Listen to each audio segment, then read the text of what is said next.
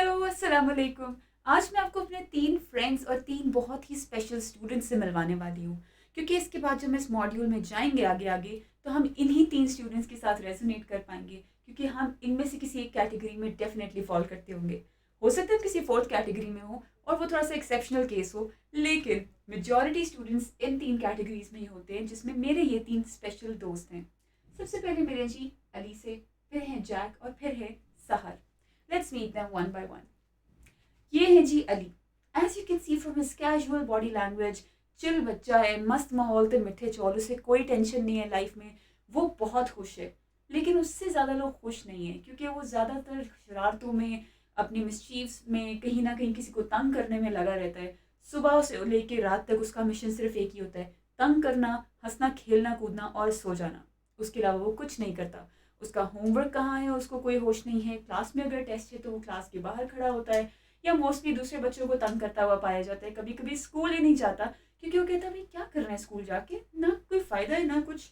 And then इसकी वजह से बहुत सारे लोग तंग भी होते हैं। अच्छा, अब अली खुद बड़ा खुश है। क्यों? क्योंकि अली को कोई टेंशन नहीं है। अली कहता है भाई I don't have to achieve anything, मुझे वक्त मिला हुआ है ज़ाया करने के लिए, so let's waste it. And that is what Ali is doing right now. और इसके साथ ही आता है अगला स्टूडेंट जो इसका एक्सट्रीम ऑपोजिट है, और इस वजह से अली को बहुत बुरा लगता है। ये है जी जैक। जैक से मिले। अब जैक को देख सकते हैं भाई, इनका अजीब दुखी सा चेहरा है, बुक्स में फंसे हुए हैं। वो नहीं होते जो पक्के नर्ड इंटेलिजेंट थीटे बच्चे होते हैं ना, ये वो है। अब ये थीटा होना कोई बुरी बात नहीं है, लेकिन यहाँ पे मसला क्या है अभी हम डिस्कस करते हैं।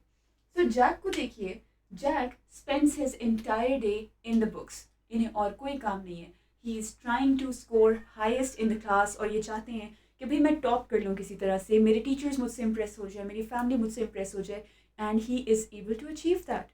ही does that every single time. वो क्लास के टॉपर हैं, कई सालों से टॉपर हैं। अब उनके ऊपर एक प्रेशर बिल्ड हो चुका है कि all you have to do is top.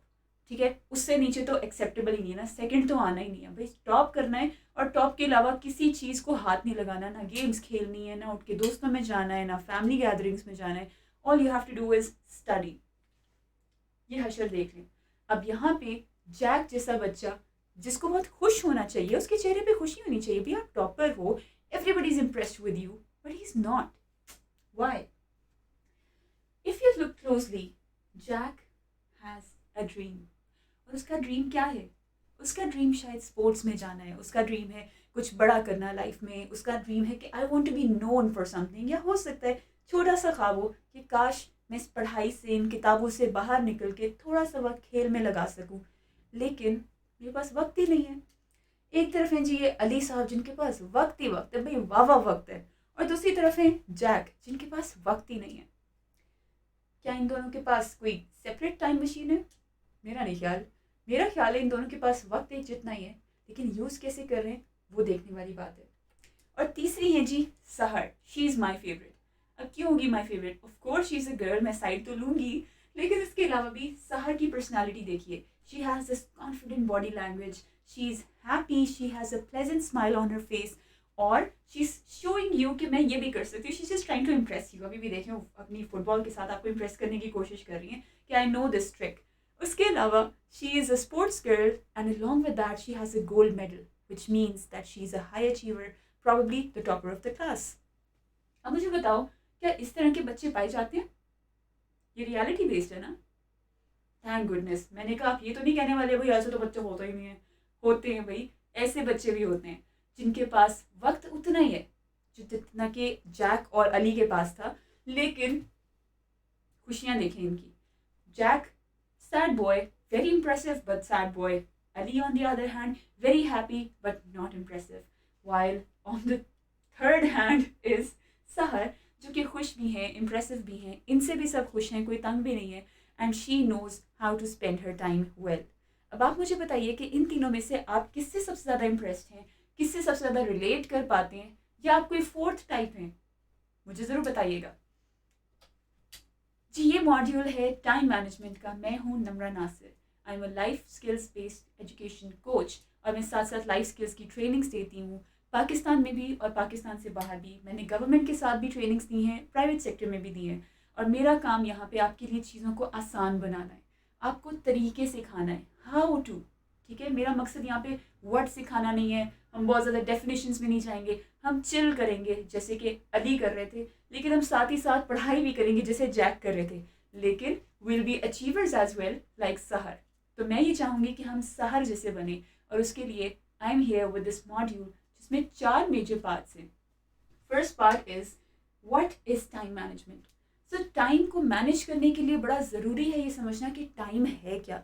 तो हम टाइम को भी समझेंगे और टाइम मैनेजमेंट को भी समझेंगे। उसके बाद अगली चीज़ जो समझने वाली है कि why is time management so important.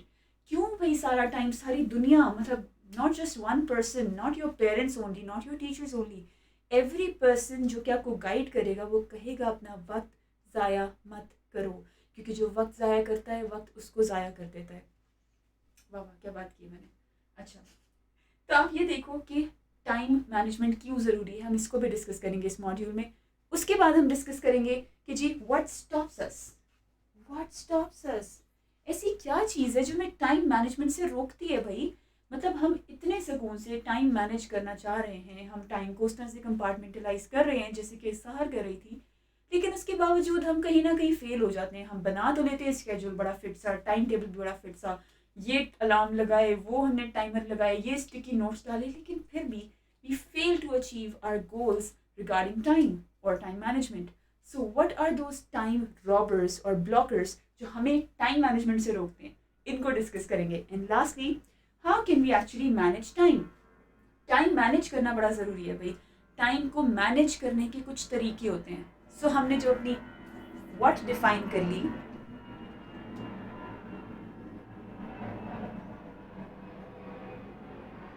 अपनी वाई डिफाइन कर ली,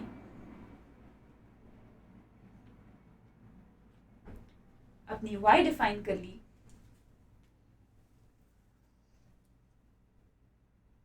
व्हाट डिफाइन कर ली, वाई डिफाइन कर ली, लेकिन हमने ये नहीं सोचा कि how to reach that Y. तो फिर फ़ायदा क्या हुआ।